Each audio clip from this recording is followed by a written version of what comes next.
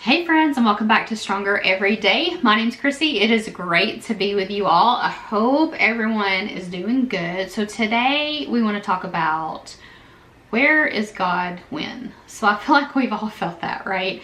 When hard times come, where is God? The truth of the matter is He's always with you. There's times that I actively feel God's presence. And those are some of the happiest times of my life because I feel Him. There's times I don't feel Him. Here's the thing. Whether you feel God His presence with you or not, He is always with you. He is never too busy. His attention's never diverted. He's not at your birthday party and ignoring you, talking to someone else, right? God is always with you. His focus is always you because His focus is everyone.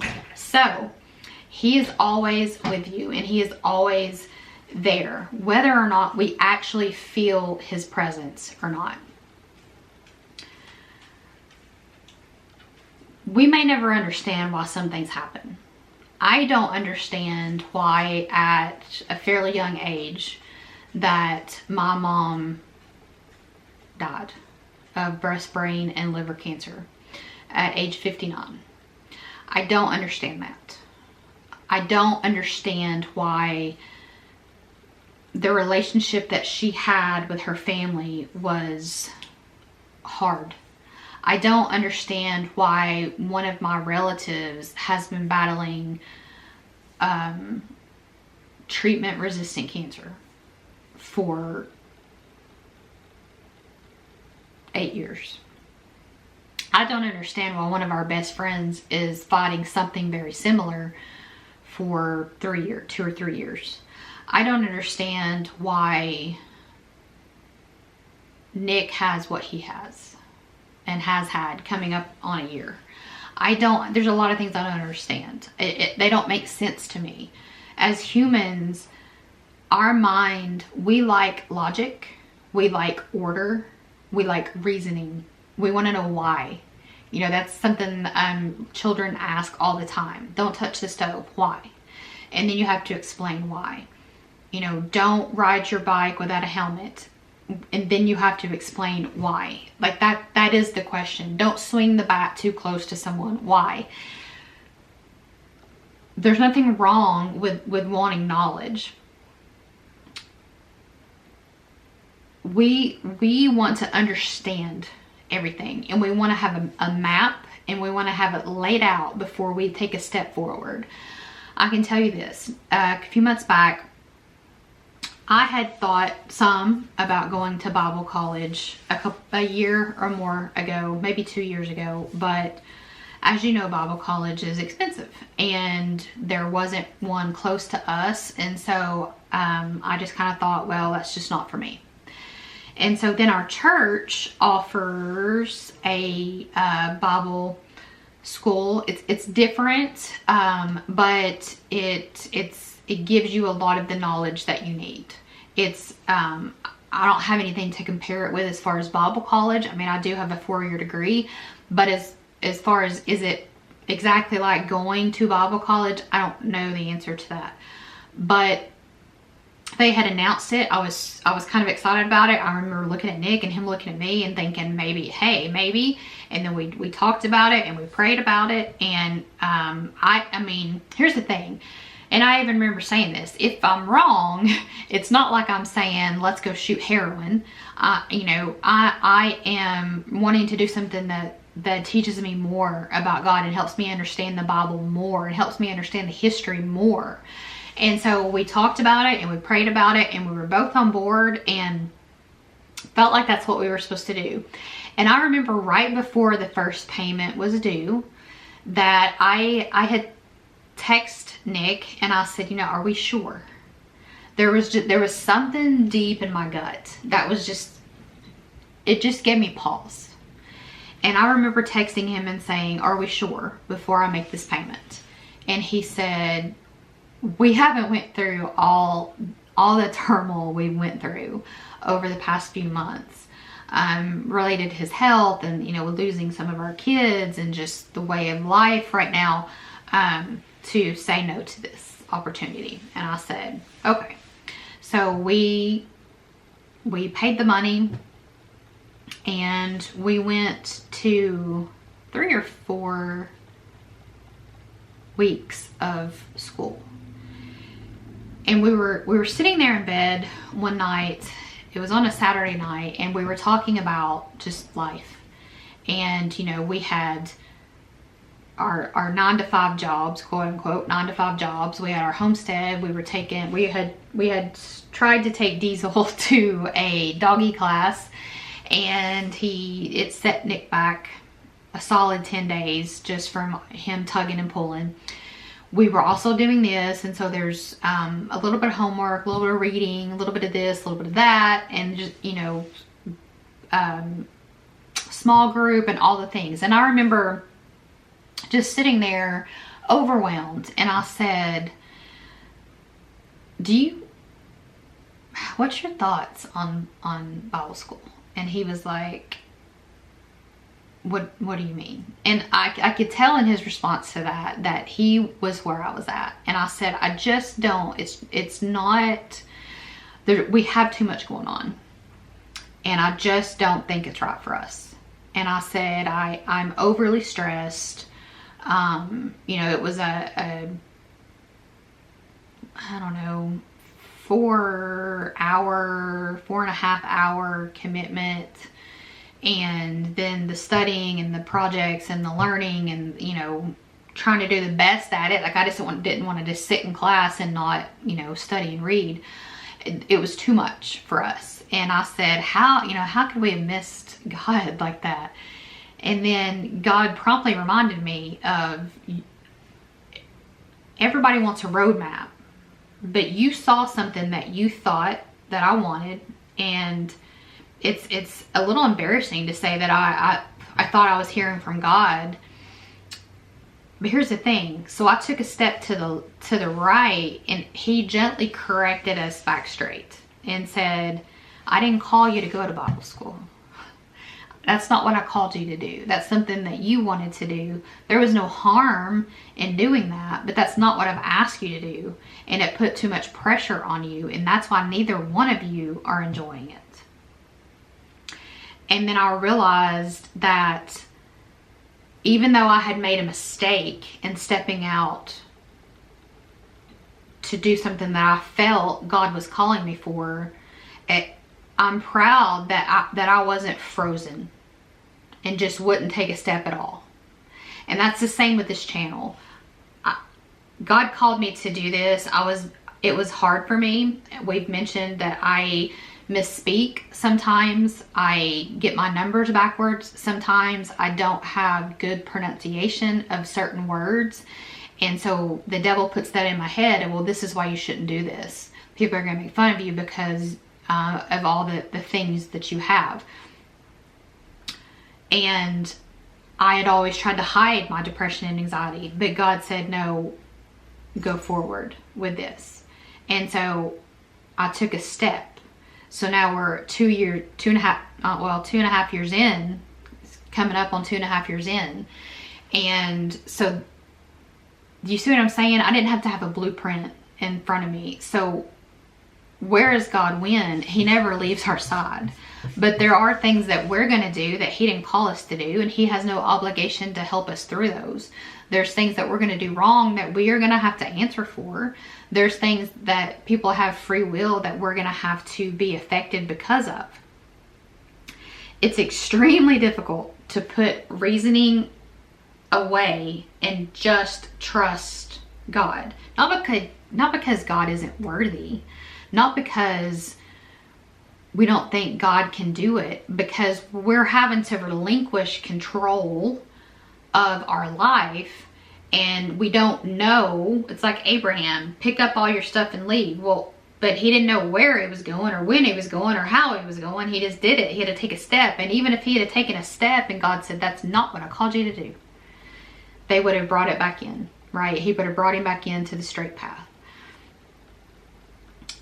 Romans 8:39 talks about nothing in all creation will ever be able to separate us from the love of God. Not even the worst depression can separate us from God's love. That last part I added in. So We actually talked about that verse by itself, but nothing we do is going to separate us from the love of God. You're going to make mistakes. Sometimes you're either not going to ask, like when I took that job after I shouldn't have, and then left after 6 months. Sometimes we're going to take a step that we didn't even pray about. God's under no obligation to help us do anything that we chose to do that he gave us no will for. No, we didn't even talk to him about it. It's hard. It is hard to stop reasoning and stop all of that and then wonder, where is God when? God is right beside you. He never leaves his children. We don't always feel it, but God is right beside us. That's why I'm so passionate about having such a close relationship to him. Because for years and years and years and years, I had God on my side saying, I love you. You're my child. You are enough, Chrissy. You are beautiful. I love you. You are the sunlight for me. I love everything about you. I know that you're not perfect, but my love is unconditional. It's unconditional. It's not conditional on anything. I love you. I had him sitting there the whole time telling me that. But without really thinking about it, I would choose other things. I would choose relationships. I would choose alcohol. I would choose parties. I would choose things that there was nothing even wrong with, but just weren't places I should be. Over and over and over again. And nobody would stay with somebody who treats them like that day in and day out over years. But God. I don't have that shirt on, or I would show you. God stayed with me. And I think about all the times, did he feel pain because of me? Did he feel hurt because I chose something else over him? And I don't know the answer to that. But what I do know is I want to take the rest of my life and make it up to God and never make him feel that again. Always have him look down at me and say, that's my girl. And I knew before she was born that this is what she was going to do. And she's going to make mistakes. But she trusts me that even if she doesn't have all the answers, that I'm there with her. Even when times are hard, that I'm there with her. Even a couple weeks, a little bit back now, when I was struggling pretty hard, I knew that God was with me. We don't always have to have a roadmap and a blueprint and proof before we take a step, and understand that you are going to make mistakes. But God. I encourage you, before you do anything, before you buy a home, before you buy a car, before you apply for a job, before you apply for a school, before you get in a relationship as a potential marriage candidate or a friendship relationship, before you pick a small group, before you pick a grocery store, before you pick a piece of fruit, I encourage you to pray that God leads you where he wants you to go. Understanding that you are going to occasionally make mistakes, but God is looking at your heart. His love is the only love that is 100% unconditional. Nick and I love one another.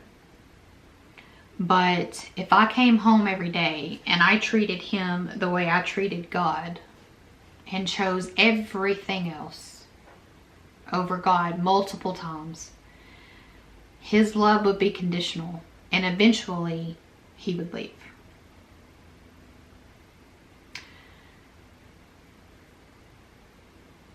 That doesn't mean that he doesn't care or that he doesn't still love me, but it means I can't let you do this to me anymore, and so I'm leaving. God never walks away. His love is unconditional. So when we ask, where is God when? Where is God when tragedy happens? Where is God when natural disasters happen? Where is God when terrible people do terrible things and hurt other people. He's right where he was when his son died for every one of us. He sees all and he knows all, but he is not a manipulator and a controller of people. We all have free will and we live in a broken world. We've talked about that many times. We broke it in Genesis. God never leaves. It's hard for us to wrap our head around that, because each of us has been let down many, many times by many, many people. And you start to feel like somehow God is similar. He is not. If you're let down by church, trust me, you're let down by the people in it, not God. If you think all people that sit in church are phonies or hypocrites, I don't think that most people in church are hypocrites. I think we're human. We make mistakes. You judging Christians for making mistakes is no different than Christians judging you for not being a Christian.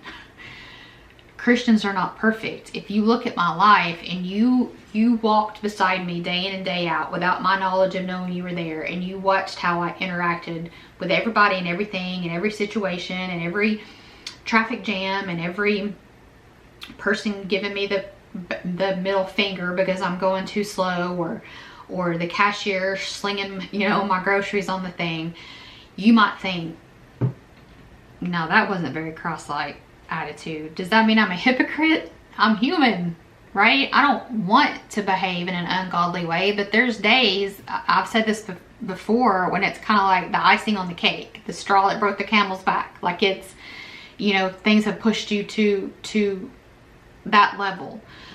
You're not immune to that because you're Christian. That doesn't mean, I think people think that because you're saved that all of a sudden, I've said this many times, people think because you're saved that it's rainbows and sunshine from here on out and you have no worries and no fears. And even if you do, it's different because God takes control of all your emotions and you have no emotion, and so you have no fear. That's not true.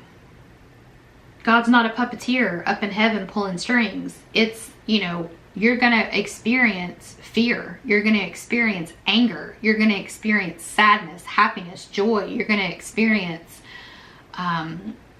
frustration. You're going to experience excitement. You're going to experience passion. Those are all things that we are okay to experience. Now, it's the way we handle that. I've talked about that a lot. When I get angry, I get upset with myself because I allowed that person to make me feel anger. There's nothing wrong with feeling angry. What the problem would be is if I act on that anger and come back at them with more anger and forget that the power of life and death is in the tongue. So yes, where's God when? He's right beside you. Always. God's right beside you in every single thing that we do. He never leaves our side. I've talked about on a few videos, our pastor used the example of a boat, and we're headed to God. We're headed towards God. We're chasing God. We're chasing God. And then we see something, and so we're like, let's put that neutral for a second. And we're not even paying attention, but we start drifting backwards. Slowly. And then by the time we pay attention, we can't even see where God went. We're looking with binoculars trying to find what happened. We were in neutral and just kind of drifted away. But if you look right beside you, he's right there. He never left. Friends, I hope this helps. It's always my heart and hope that you feel this in every video and that you believe this last part of anything. And that is this: God loves you. I love you. Your friends, your family love you. And we need you here. We'll see you in the next one, friends. Bye.